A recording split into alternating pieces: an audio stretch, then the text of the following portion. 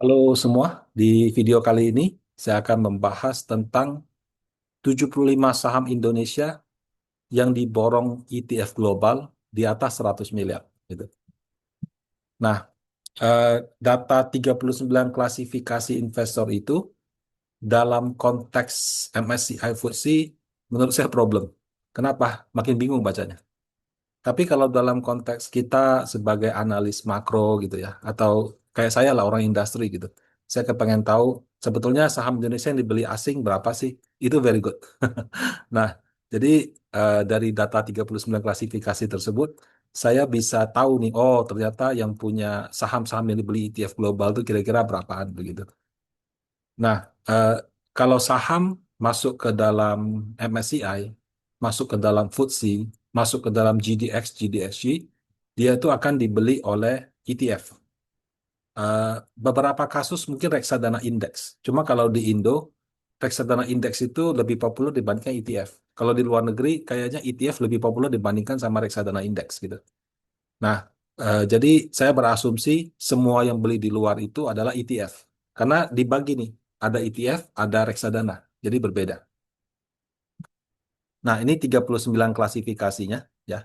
Jadi ada government, private equity, trustee bank, private bank, dan seterusnya, dan seterusnya. Nah, kalau kita perhatikan, ini ada mutual funds, ini ada ETF. Jadi dulu tuh mutual fund all in gitu. Sekarang mutual fund sama ETF itu terpisah. Nah, jadi dengan membaca data ETF itu, kita bisa tahu nih yang dibeli sama ETF itu ada berapa. Nah, eh, kalau dari 9 kategori ke C, ini masih ada nih, MF, SC, PF, IB, IS, FD, FD sama individual. Nah, kemudian corporate sama others-nya hilang. Apakah corporate dan others-nya berubah jadi sisa 32? Enggak juga gitu. Karena kalau saya perhatikan, kayak IB, IB itu kan institution bank. Itu sekarang ada trustee bank, ada private bank, ada central bank gitu. Nah, jadi banknya dipecah. Sama juga, ada MF, mutual fund, jadi MF dan ETF. Ada foundation itu sekarang ada DOCC, Conference Congregation gitu.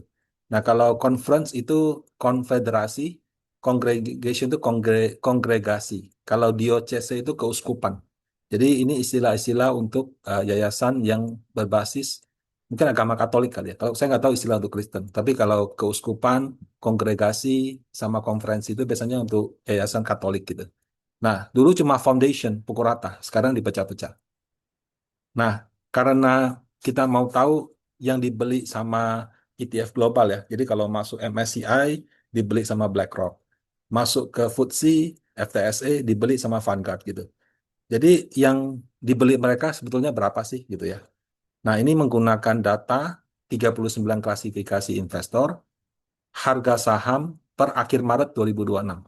Jadi kalau April ini harganya sudah naik turun, berarti sudah beda ya. Ini menggunakan posisi dan harga per akhir Maret 2026. Nah, total ada 242 saham dari sekitar 950 saham Indonesia yang dimiliki oleh ETF. Nah, kalau dikalikan harga per akhir Maret itu 116,9 triliun. Nah, itulah nilai kepemilikan saham Indonesia oleh ETF. Nah, eh, kalau data KSEI dibagi asing lokal, 39 ini nggak dibagi asing sama lokal. Jadi kita nggak tahu nih ETF itu yang asing berapa, lokal berapa. Nah, untungnya karena saya bergerak di industri reksadana, di Panin Aset, jadi saya tahu nih data ETF berapa. Data ETF per Maret itu 9,1 T. Yang murni saham itu 6,9 something, jadi kurang dari 7 T. Nah, kalau kepemilikannya 116,9, saya kurangi 7, berarti saya bisa berasumsi kepemilikan ETF global itu 94%-nya adalah dari asing atau 110 T nilainya. Nah, jadi kalau angka ETF-nya dia tampilkan, kita safely ya, kita secara aman bisa berasumsi kepemilikan daripada ETF asing itu kira-kira 94%. Nah, cuma jumlahnya memang bervariasi. Saya lihat ada saham MDLN cuma 2.900 perak gitu ya, sampai Bank BCA 16 triliun. Nah, karena banyak sekali 240 tadi berapa? 242. Nah, jadi saya tampilkan cuma 16 saja yang nilainya di atas, sorry, cuma 75 saja yang nilainya di atas 100 M.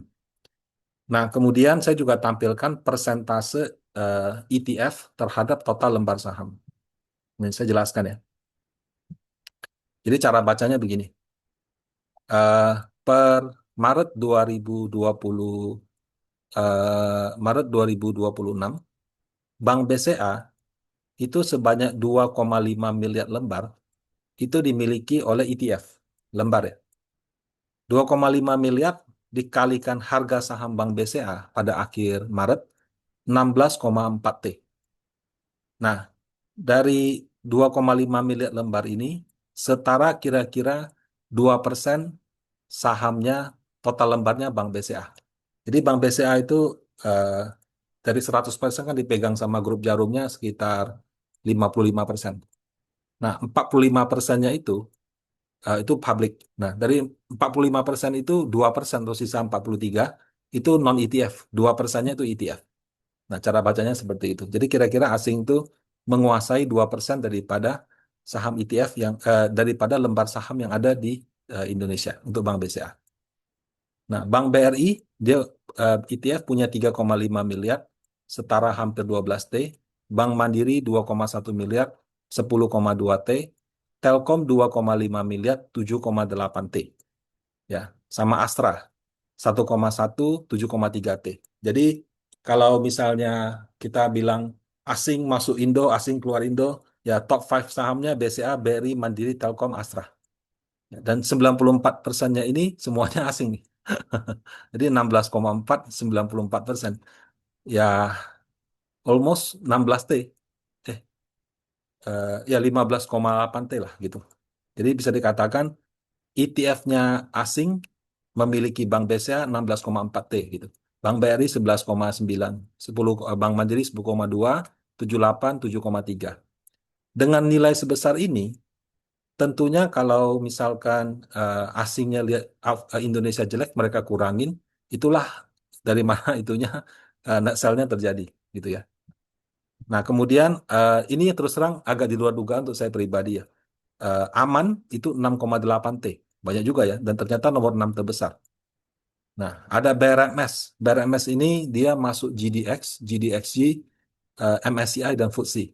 Nah, itu 6,2 T. Masuk ke 4 indeks sekaligus, itu 6,2 T. Dan kalau kita lihat, ini 5,91%. Tertinggi di antara 75 saham yang ada.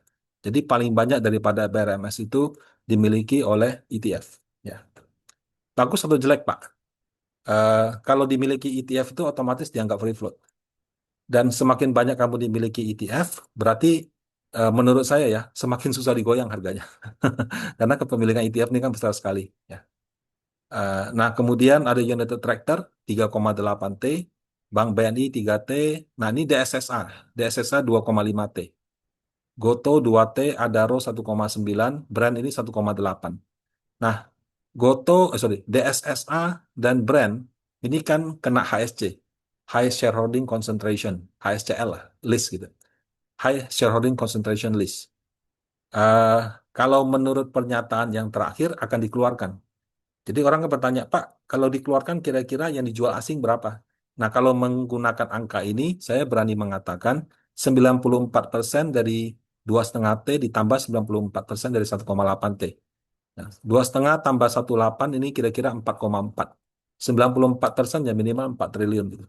Jadi 4 sampai 4,2 triliun itu akan dijual. Maksudnya akan dikeluarkan dari indeks dan berpotensi menyebabkan ETF ini melakukan penyesuaian. Dan ketika mereka jual, inilah estimasi yang dijual. Tapi jangan lihat nominal ya, lihatnya lembar. Karena yang dijual itu 38,2 juta lembar. Ini sebelum stock split. Ya. Kalau setelah stock split itu harus disesuaikan. Nah, kalau brand itu 348 juta lembar. Sebagaimana kita ketahui, harga brand kan akhir Maret agak crash. Kemudian harga di April ini agak rebound. Jadi mungkin nilainya bisa menyesuaikan dengan harga terbaru. Ada Cepin 1,7, Antam 1,6, Pegas 1,6, MDKA 1,5 T, emas. Nah, emas ini juga baru-baru ini masuk GDXG. Ya, kalau BRMS masuk dua ya, GDXG sama GDX. Kalau emas ini masuk GDXG, jadi GDX yang junior. Ini 1,5 T. TPIA 1,4 T. Nah, ini urutan 1 sampai 19. Nah, ini eh, dengan kata lain, kalau asing ETF beli saham Indonesia, top 19-nya ini. Jadi kalau kamu ngikutin aliran dana asing, ya kamu beli 19 saham ini. Kira-kira top 19-nya. Nah, kemudian ini urutan 20 sampai 39. Ada BRPT 1,4, PTBA 1,4, ITMG 1,2, Alfamart 1,1, INDF. Nah, INDF ini case menarik nih. INDF ini kalau Bapak Ibu ingat, di bulan Januari lalu, kan MSCI mengumumkan di freeze. Tidak lama setelah itu, FTSE mengikuti. Nah, waktu di freeze kan orang berbayangan, ya sudah, berarti sahamnya nggak ada yang keluar, juga nggak ada yang masuk, aman-aman aja. Tiba-tiba dibilang Indofood itu diturunkan dari MSCI Standard ke MSCI Small. Jadi pada waktu itu terjadi apa? Terjadi eh, downgrade dari MSCI Standard ke MSCI Small. Nah, tapi kalau kita lihat ternyata setelah downgrade pun masih ada 1 triliun lagi gitu. Nah, jadi di downgrade dari small, dari standar ke small itu tidak berarti dijual semua. Dan masih ada 1 T. Nah, ETF juga bukan hanya MSCI sama FTSE. Banyak juga ETF-ETF lain yang mungkin dia spesialisnya ETF consumer goods gitu. Jadi dia nggak masalah mau di standar mau di small. Nah, jadi ini 1 triliun per Maret 2026. Ada INKP 1 T, Cuan 800 miliar, Energi 800, hampir 800, Kalbe, Jakva, Medco bisa dibaca Bapak Ibu ya. Nah, termasuk Bumi ya. Bumi ini menurut saya kandidat kuat untuk masuk ke MSCI standar sama FTSE yang large atau paling tidak medium atau large gitu. Cuma sayangnya karena MSCI-nya ditunda, kelihatannya dia nggak masuk. Ini sekali lagi ya hanya kandidat ya, bukan pasti masuk ya. Nah, jadi eh, dan ternyata belum masuk pun sudah dimiliki 574 miliar. Kenapa? Karena dia sudah ada di MSCI Small. Dia juga sudah ada di FTSE yang small gitu. Cuma FTSE yang eh, large, medium belum masuk ya. Nah, ada Excel, MAPI, Tekim, BPTN sama Tower. Ini urutan 20 sampai 30, maaf 38 ya, bukan 39. Nah, kemudian urutan 39 sampai 57, ini ada ISAT, Unilever, MTEK, Akra gitu ya. Nah, ini ada ICBP. ICBP di nomor 53, dimiliki 225 M. ICBP ini sebetulnya case-nya juga mirip dengan Indofood. Indofood kan di downgrade di Januari, pengumumannya Februari ya. Itu dari standar ke small. Kalau ICBP itu dari standar out total. Jadi dia nggak turun ke small, langsung out gitu. Nah, outnya di November, jadi 1 periode sebelum yang Januari ini. Nah, walaupun dia out total, jadi nggak dari standar, nggak dari small, ternyata masih dimiliki oleh ETF 225 miliar. Dengan kata lain, eh, keluar dari MSCI tidak berarti dijual total, tetap mungkin masih ada sisa di situ. Ya. Nah, sisanya tadi saya katakan bisa saja ada ETF khusus consumer goods. Bisa aja ada ETF yang lain karena ya dunia nggak hanya dua index provider. Yang kita tahu kan sudah ada 3. FTSE, MSCI, sama GDX gitu. Nah, siapa tahu ada yang lain. MSCI juga indeksnya banyak Bapak Ibu, nggak cuma satu, ratusan indeksnya, bahkan ribuan. Kamu bisa custom MSCI Asia Pasifik, MSCI Emerging Market, MSCI Emerging Market ex Japan, ex China gitu. Jadi banyak sekali kategori-kategorinya, sehingga bisa saja dia keluar dari yang A, tapi masih ada yang di B. Karena bisa saja eh, si indeksnya tuh minta, kalau yang A sama yang B, ketentuannya tolong agak dibedakan, seperti itu. Ya. Kemudian ada Buka, ada Pewon, ada Film, ada Tins. Nah, jadi seperti ini. Nah, kalau kita lihat yang kecil-kecil begini sudah di bawah 2%, kecuali CTRA sama SMGR. Tapi kalau kita lihat yang lain-lain sudah 1, 0,0. Sementara kalau yang di urutan 20 sampai 38 masih ada yang 3,8 sama 3,6. Ini PTBA sama ITMG. Ya, 19, 2 sekian. Nah, kalau top 19-nya itu eh, di atas tuh kepala dua semua. baru 5%, 3%, ada juga sih yang 0, tapi mungkin ini brand ya. Sama TPIA ya. Jadi kalau di luar grup Pak PP kayaknya ngomongannya 2 sampai 3% untuk top 20.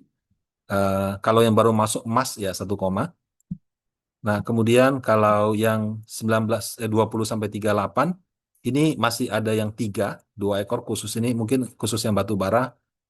I don't know ya, mungkin karena temanya khusus kan apalagi sekarang kan harga komoditi lagi tinggi. Tapi rata-rata sudah di bawah 2%. Nah, MAPI mungkin saham lama. Nah, kemudian yang ini 39 sampai 57 ini kebanyakan sudah di bawah 1,5%. Jadi makin kecil bobotnya makin sedikit. Jadi ibaratnya ini sudah small cap-nya lah gitu. Nah, kemudian ini urutan terakhir 58 sampai 75 karena saya cut off di 100M. Itu ada BSDE, Mika, TAPG, ESA, ARCI. Nah, ARCI ini juga baru-baru ini masuk ke dalam GDXG. Nah, dia 0,5%. Sebetulnya ada PESAP juga, tapi PESAP itu dia di luar list ini karena kepemilikannya di bawah 100 miliar. Kalau nggak salah 50-60 M something gitu. Nah, makanya nilainya di bawah. Nah, jadi ini adalah list daripada 75 saham yang dibeli oleh ETF global. Ya, kenapa saya sebut ETF global? Karena 94% dari ini semuanya asing gitu. Lebih dari 100 miliar. Nah, eh, kalau kita melihat data seperti ini, terus terang kita jadi bisa melihat kalau asing lagi buy, atau lebih tepatnya asing ETF lagi buy, itu saham apa? Asing ETF lagi sell, itu saham apa? Nah, kemudian kalau misalnya ada suatu saham masuk atau keluar dari MSCI, kita juga bisa kira-kira nih inflow outflow yang terjadi itu berapa. Nah, datanya kita bisa ambil dari website Bursa Efek Indonesia, tapi mungkin memang butuh beberapa teknis pengolahan data sih. Demikian saya sampaikan, semoga bermanfaat. Terima kasih.